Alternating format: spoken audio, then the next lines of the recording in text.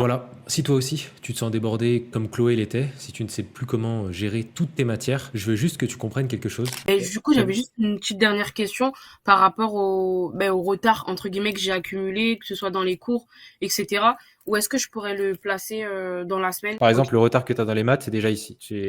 Là, les maths t'accordent une petite partie pour, on va dire, le rattrapage du retard. Et les trois quarts du temps, tu vas les accorder pour les choses, enfin, les cours de la semaine. Juste, après, c'est à toi d'organiser l'intérieur de ces créneaux-là. Comment est-ce que tu t'en sors? J'ai surtout aussi beaucoup de lacunes dans du programme qu'on faisait au collège, enfin des programmes de collège en fait.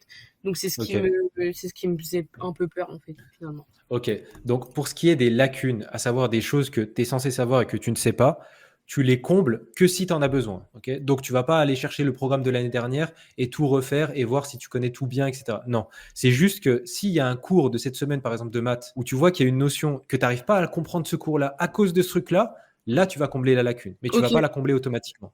Faut être très pragmatique parce que sinon tu vas aller dans un puits sans fin, sans fond. Oui. Voilà. Et pour ce qui est des retards, tu vas rattraper progressivement. Tu peux essayer de rattraper ton retard ici, te dire que ces deux créneaux-là, allez, on va le faire pour cette semaine-là, tu vas tester ça, rattraper les retards du début de l'année dans ces deux créneaux-là. Et ensuite, ici, c'est que pour les nouveaux trucs, c'est que pour les cours de la semaine. Oui. Il faut être hyper pragmatique. Ok, qu'est-ce que je suis censé faire? Ces trucs-là. Qu'est-ce qui est le plus important? Qu'est-ce qui est le plus dur? Et ensuite, je les ajuste dans les créneaux de libre que j'ai, tout simplement. D'accord?